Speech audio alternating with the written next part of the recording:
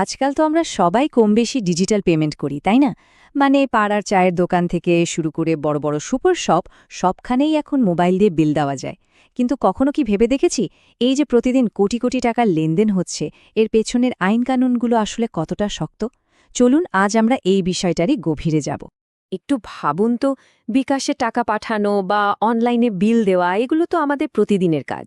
কিন্তু মনে কি কখনো প্রশ্ন এসেছে, এই যে এক ক্লিকে টাকা এদিক ওদিক হয়ে যাচ্ছে, আমাদের কষ্ট করে আয় করা টাকাটা আসলেই কতটা সুরক্ষিত? প্রিয় দর্শক, মানি মাস্টারপিসের আরেকটি পর্বে আপনাকে স্বাগতম। এই পর্বে আমরা পরিশোধ ও নিষ্পত্তি ব্যবস্থা আইন ২০২৪ সম্পর্কিত সব তথ্য একদম সহজ ভাষায় সংক্ষেপে তুলে ধরব। চলুন জেনে নিই এই নতুন আইনটা আমাদের ডিজিটাল জীবনকে কিভাবে আরও নিরাপদ করতে চলেছে।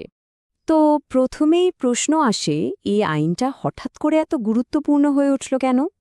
দেখুন, ব্যাপারটা হলো, আমাদের দেশের ডিজিটাল পেমেন্ট সিস্টেম খুব দ্রুত বড় হচ্ছে। তাই এর জন্য একটা মজবুত, নিরাপদ আর আধুনিক আইনি ভিত্তির দরকার ছিল। এতদিন যা কিছু বিচ্ছিন্ন কিছু নিয়ম দিয়ে চলছিল, এখন সেটাই প্রথমবারের মতো একটা কামেল আইনের চেহারা পেল। এখন কথা হলো, এই আইনের ছাতার নিচে ঠিক কারা কারা আসছে। চলুন দেখি, ডিজিটাল লেনদেনের এই বিশাল জগতের প্রধান খেলোয়াড় কারা, যাদের এখন থেকে এই নতুন নিয়মগুলো অক্ষরে অক্ষরে মেনে চলতে হবে। প্রথমে আসা যাক পরিশোধ ব্যবস্থা পরিচালনাকারী বা পেমেন্ট সিস্টেমস অপারেটরদের কথায়। খুব সহজ করে বললে, এরাই হলো ডিজিটাল লেনদেনের হাইওয়ের ইঞ্জিনিয়ার।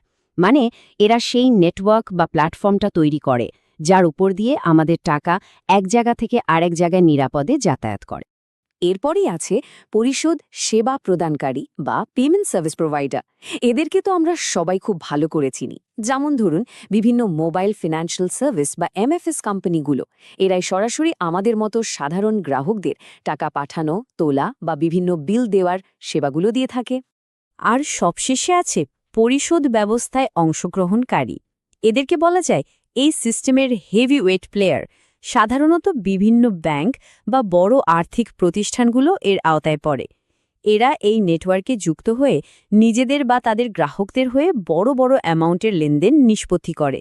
যেমন ধরুন, এক ব্যাংক থেকে আরেক ব্যাংকে ফান্ড ট্রান্সফারের মতো বিষয়গুলো। বেশ, তাহলে এই কোম্পানিগুলোকে এখন ঠিক কোন কোন নিয়ম মেনে চলতে হবে জেনে রাখা ভালো। এই নিয়মগুলোই কিন্তু আমাদের টাকার সুরক্ষার আসল বর্ম।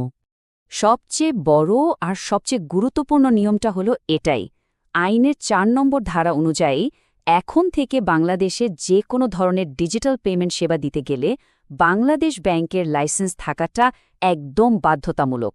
মানে লাইসেন্স ছাড়া ব্যবসা করার কোনো সুযোগই আর থাকছে না। আর এই লাইসেন্স পাওয়াটা মোটেও কোনো সহজ ব্যাপার নয়। আইনের ৫ নম্বর ধারা অনুযায়ী কোম্পানিগুলোকে বেশ কয়েকটি ধাপ পার হতে হবে। তাদের আবেদন আর সব কাগজপত্র বাংলাদেশ ব্যাংক একেবারে চুলচেরা বিশ্লেষণ করে দেখবে। সবকিছু যদি ১০০ ভাগ ঠিক থাকে, কেবল তখনই তারা লাইসেন্স পাবে। শুধু লাইসেন্স পেলেই কিন্তু হবে না। আইনটা আরও কয়েকটা খুব দরকারি নিয়ম যোগ করেছে। যেমন, কোম্পানিগুলোকে আর্থিকভাবে স্থিতিশালী থাকতে হবে, তাই তাদের নির্দিষ্ট পরিমাণ মূলধন সবসময় হাতে রাখতে হবে।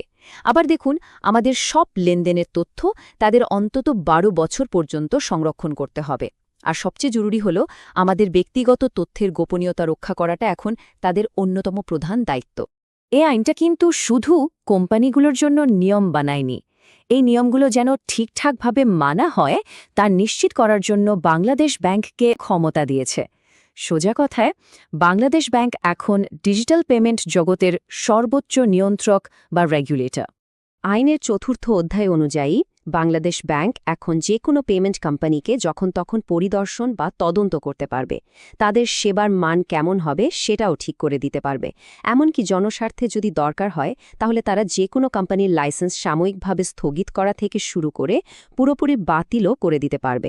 আচ্ছা, কোনো প্রতিষ্ঠান যদি আইন ভাঙার সাহস দেখায়, তাহলে কি হবে?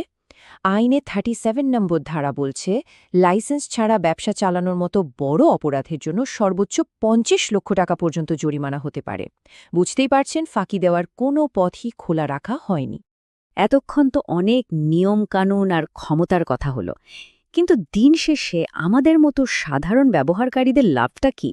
চলুন এবার সেটাই পরিষ্কার করে জেনে নেওয়া যাক। দেখুন, গ্রাহকদের জন্য বেশ কয়েকটা সুরক্ষার ব্যবস্থা করা হয়েছে। প্রথমত, এখন থেকে শুধু লাইসেন্স পাওয়া নির্ভরযোগ্য কোম্পানিগুলোই বাজারে ব্যবসা করতে পারবে। দ্বিতীয়ত, ধরুন কোনো কোম্পানি যদি দেউলিয়া হয়ে যায়, সেক্ষেত্রে গ্রাহকরা তাদের টাকা ফেরত পাওয়ার ব্যাপারে অগ্রাধিকার পাবে। ভুল বা প্রতারণার শিকার হলে টাকা ফেরত পাওয়ার পথও এখন আগের চেয়ে অনেক সহজ হয়েছে। আর কোম্পানিগুলো কোন সেবার জন্য কত ফি নিচ্ছে, সেটাও তাদের পরিষ্কারভাবে জানাতে হবে।